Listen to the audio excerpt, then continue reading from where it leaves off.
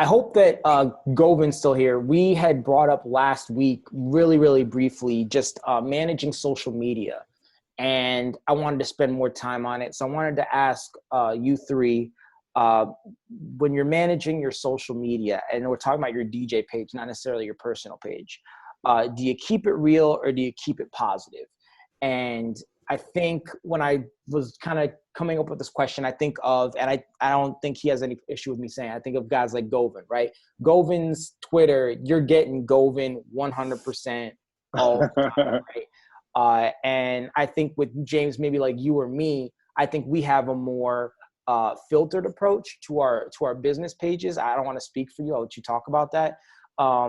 But do you think that there's like how much should there be a balance of keeping it real and keeping it positive? Should it be, you know, all business? I don't want to alienate people who might disagree with me, or should it be this is who I am 100% of the time, and I don't give a crap who sees this stuff.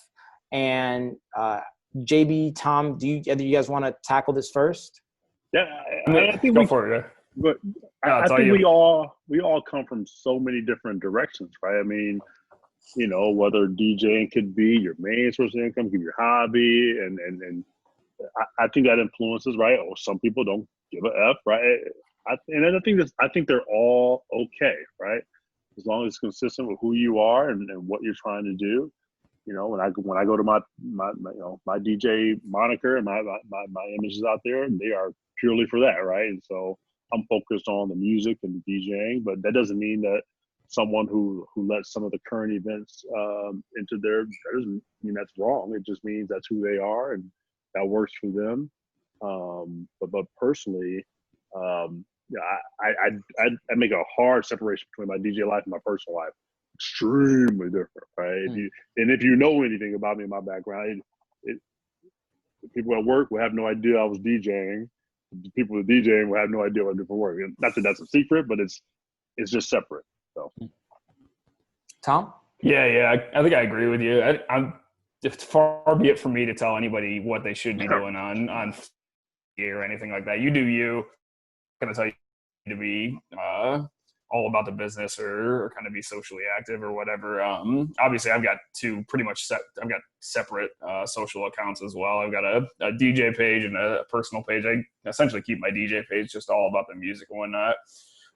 But I mean, if you think like your platform, your DJ platform is a good place to get the word out that you're trying to make a change, and you think that that's the best place to be loud and active about it, go for it.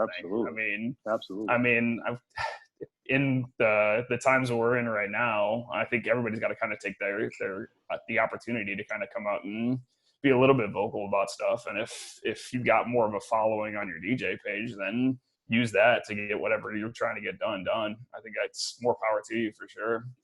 Absolutely. I agree. James, what are you thinking? Well, I think I'm with Tom 100%, using your accounts for good things, and being a leader on that front, an influencer, I guess, is separate from this. Because I think what we're talking about is, you know, just sharing every opinion that comes to you and stuff like that. Now, I can only speak for me because I think it does work for Govin. I think his following likes hearing his opinions, and I also think it goes with his personality. I mean, we love Govin for being Govin. Like, that's 100%. You know, damn straight. So, but for me, you know, my approach, and this is just me, I don't like, if I feel like I don't have 100% of knowledge on something, I'm not gonna give an opinion publicly on it. I obviously have feelings about it, but I'm not going to share it and act like I know what I'm talking about. There are a few things that I will get behind on my social media and on my brand, and that's health science. And I would say politics, but I don't think anybody can win in politics. You know, I think it's like, even if you're right, you're not. So I would say for me, like, if you post something that is sketch, I mean, or like, you know, you're going to have a lot of people disagree, People are weird, man. They'll stop listening to your music just because you don't have the same views as them. And I've seen it happen. So, I just take a conservative approach with that, unless it's something I really have to get off my chest. It's eating at me. But usually I'm able to control myself. If I see somebody post something that I disagree with, I don't attack them in the comments. But that's just me. And I think my following is similar, but not everybody has the same scenario. And that's why it's hard to tell you what is right and what is wrong, because I think it's a per person situation. Yeah, I mean, it's like know your lane, essentially, is what you're saying. Everybody's got their lane. Know your lane. I would advise people to try to educate themselves and not just read media headlines, even if you are one of those people that like to, because the media is crazy right now. So if you do like to share opinions, if you're a conspiracy theorist, I don't care, but just make sure you have at least done some sort of research. Evidence to back that. Those kind of claims up. Well, since you brought up DJ Kenobi, James. No, I'm playing. Joey, we love you, bro. Yeah, I think for me, it's know your target audience. If you're a wedding DJ and you're in the top maybe 10% of what you're charging, probably gonna be DJing for a lot of Republicans. Just throwing it out there. So I'm gonna say that I don't tweet out from my DJ and business pages. I don't tweet out anything that I couldn't defend to anyone. So yeah, sure. When we had the protests in June, George Floyd, Breonna Taylor, I definitely made my voice heard. But I think in those instances, we're talking about, I don't know who's on the other side of those arguments, right? At least in those two cases. I know there are some people out there, but I think that most of the people in this country, red, blue, purple, orange, green, can look at those two situations and say, hey, something's not right here. We can argue about how much is not right, but I think something's not right here is something easy to say. So I think be yourself, know your target audience, and whatever you say, just make sure that, if it was shown up on News Channel 3 at night, you could explain yourself. And again, those are just my opinions. And right. You can be supportive, right? I mean, I think about the blackout, right? I posted that, and that was a supportive thing, right? I don't know that I wanted to take a lead role from my DJ page. I mean, I probably more took a lead role from my personal aspect and what I do for a living. But yeah, man, there are no right or wrong answers, just to be clear, right? And I think what everyone does is appropriate. Like I said, we love Joey, we love Govind, and we don't want those guys to be anything different, right? Doesn't mean it's right or wrong. We're all different. We all come from so many different lanes, man. That's what makes it all great. Right? 100%. So I wanted to ask, to kind of as a follow-up, the Kanye effect. Is there some value, at least within social media, follows, engagement in being the bad guy, right? Or being the person who's left of center? Could that be a strategy for how you build your audience? Yes or no? I mean, of course, right?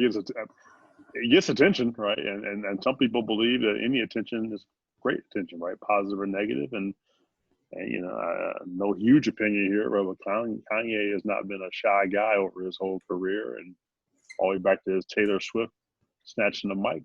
I mean, that's just who he is, and we've all come to expect it. I feel like a little bit more extreme now, but I also, again, maybe not my opinion to say, right? I want to reflect on mental illness is a real thing too, right? And we talk about people that are going through things, and you don't know what that's all about, right? And so if it works for him, it works for him. But God bless him, in my opinion.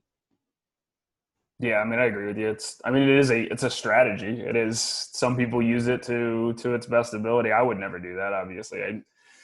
I'm more of a positive person than that. But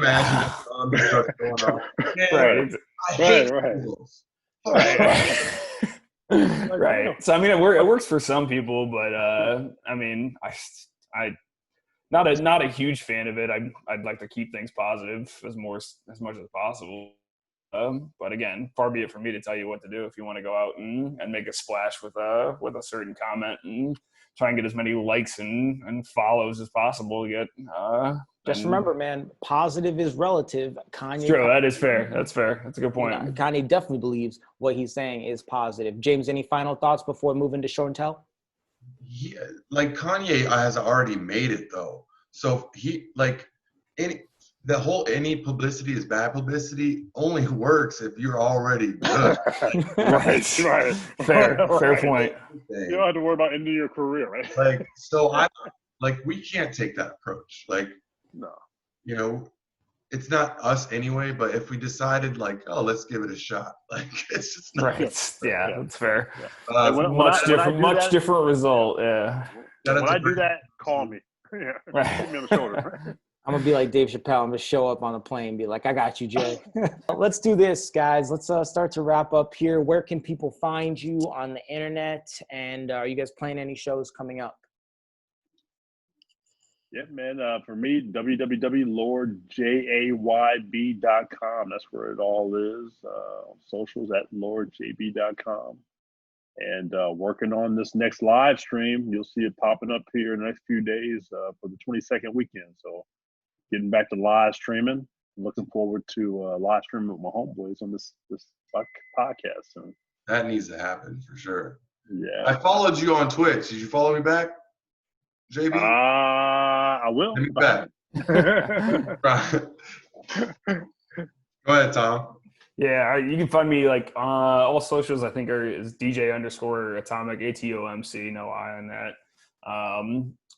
Mainly Instagram's where I'm at. I don't really do anything on Twitter. I got a Facebook page too. You can find me at Atomic on Facebook. No real live shows, but I might hop on this live stream that JB's setting up. That's right. Might have a little fun on that next weekend. So keep an eye out for that. And hopefully you guys will be doing that tailgate thing too. Yeah. Keep an eye out for social media for 614 Gate is at 614 Gate on Instagram, and then we have a 614 Gate Facebook page where we put all our events. So go follow that. Hopefully we'll be having some house parties for some like classic OSU games. Yeah, check out at Wiretap Music as well on IG. Yeah. We'll keep you posted there. Big ups to you guys, and also big ups to 614, some of the best apparel to kind of have the Columbus brand on it. And they kind of help us with this segment. We just talk about stuff that's come out in the city. So we had Buns 2020 by Stevie D, a mixtape. He released that last week. Stevie D's been on the podcast before, a good friend of ours. And it was a solid mix. It definitely was like a really nice festival demo. So if you guys are, looking to get in the EDM festival sets, I think it's a great listen to kind of see how he goes in and out of like the throwbacks and then the new stuff and incorporating like the new drops. Really well done. And then Corrupt, you put out Lost in the Sauce with Chisel, who I've been following for a long time. Miami guy, really, really, really just cool dude, great DJ. And I actually enjoyed the first half with you better. I know there's some couple ones I Shazammed off that. And Chisel put together like a really nice, a very like girl-friendly set is what I would call it. You want to add anything to that? Well, I would say that his set is definitely like a Miami club style set. Like a lot of those older electronic tracks, like his Lana Del Rey and stuff like that, that still goes off down there. Mm-hmm. They really do like, you could still play a Swedish House Mafia song in an open format set down there, which is why I think Miami's open format scene is just incredible, because you can go from house to Latin, mm-hmm. to big room EDM to hip hop, and just keep going all forward. Like it's very well. And then you got to throw in some Miami booty bass for sure. Leave it up to Mike. Hey, it is what it is, man. Shout out Uncle Luke. And 11. We appreciate you guys. Shout out 11 for sure. Shout out 11. 11 yeah. Bro, you know what? 11. Uh-oh. Did they put the men's bathroom right where all the girls' server station is for a reason? You ever notice that? So. Like right when you go to the bathroom, you got all 10 girls standing right there. So I heard about that when you come out of there. I don't like, allegedly. You want a table? Allegedly. Any night that I've been at 11, I don't remember a single thing. I get there. I had a good time. I always leave going, yeah, it was a good time. But dude, that rooftop that we went to a couple years ago, the rooftop. Oh my God, it was so good. The Resistance rooftop up there. Whew. Good times. There's also a good time to remind everyone: never pay for a girl's ultra ticket. Just want to throw that out. Columbus DJ podcast. Yeah, all. Did you write that one off too? Did I? Where are we going with Hey, nothing wrong with being nice. Yeah, right. Guys, if you're watching this on YouTube, like the video if you laughed, if you learned something, or just if you like all of us hanging out together. Subscribe for more DJ discussions as well as tutorials, and then comment down below anything you really want. Ask questions, tell us who we should have on the show, and give us tips to improving ourselves. And James, take us out. What episode is this? 19. All right, guys. 19. Columbus DJ Podcast, episode 19, Wiretap. JB Atomic, we really appreciate it, man. We've been really enjoying it. Thanks for having us. Yeah, no problem, man. House music lives on in Columbus. Hopefully we'll be back soon, man. Thank you. Keep it loose and tipsy, everybody. Thank you, brothers. Loose and tipsy. Guys, man. Peace.